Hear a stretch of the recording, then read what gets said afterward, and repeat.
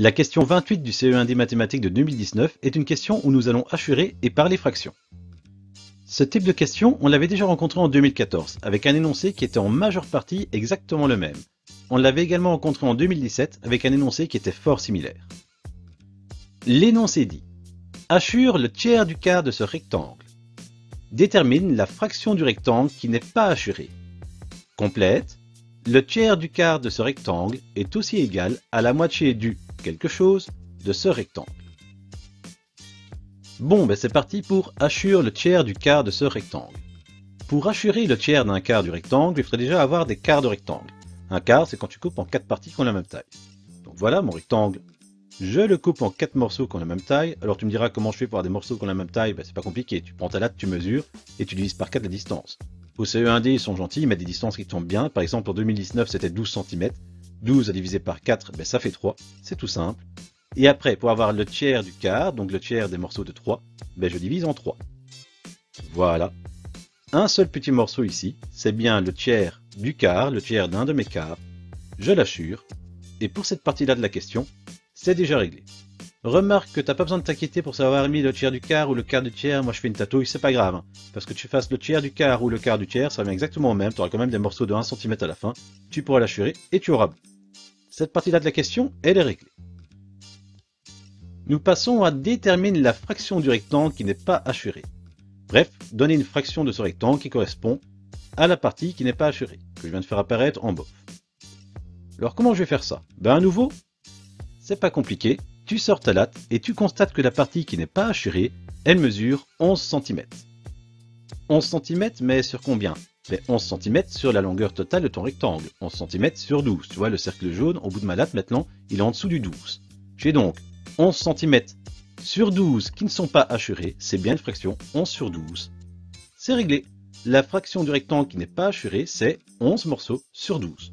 Tu aurais pu d'ailleurs, si tu veux, t'amuser à faire tous les morceaux. Tous des morceaux de 1 cm, tous des tiers de quart. Tu aurais constaté que tu avais 11 morceaux sur les 12 qui n'étaient pas assurés, vu qu'on en a assuré un seul. Passons à la dernière partie. Le tiers du quart de ce rectangle est aussi égal à la moitié du quelque chose de ce rectangle. Déjà, le tiers du quart de ce rectangle, c'est un douzième. Et d'où je le sors, ce 1/12, c'est simple. On a vu qu'on avait découpé le rectangle en 12 morceaux de 1 cm, ils ont tous la même taille. J'en ai colorié un seul, j'en ai colorié 1 sur 12, ça fait bien 1/12.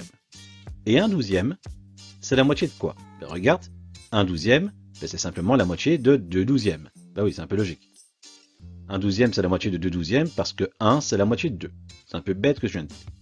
Alors, arrivé là, tu pourrais t'arrêter et dire, le tiers du quart de ce rectangle, c'est aussi égal à la moitié du 2/12 de ce rectangle. Ce serait techniquement bon, mais ce serait pas très élégant. Je propose de faire un tout petit peu d'élégance dans le vocabulaire et de se dire, tiens, 2/12, moi j'ai bien envie de le simplifier. Oui, 2 et 12, ils se divisent tous les deux par 2. Ça ferait 1 sur 6. 1 sur 6, c'est 1/6.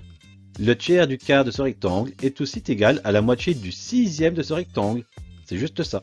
Tout ce que je fais pour trouver 6e, c'est de me dire que 1/12, c'est la moitié de 2/12, que 2/12, ça se simplifiait en 1/6, et qu'un 6e, c'est le 6e, tout simplement.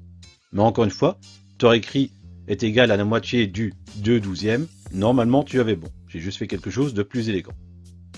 Voilà, on a déjà terminé. Bon, finalement, cette question, si tu ne mets pas en PLS dès le moment où tu vois le mot fraction, tout devrait bien se passer.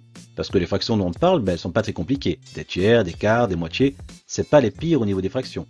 Le rectangle, ils sont très gentils au CE1D, ils t'ont donné une dimension qui est facile à découper en 4 et en 3. 12 à découper en 4, puis après à découper en 3, c'est facile, ça fait des morceaux de 1.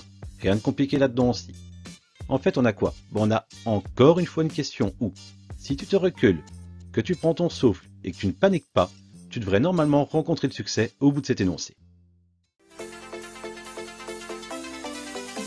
Dans la prochaine question, on parlera famille, fraction et pizza. Et tu verras, ce sera sympa.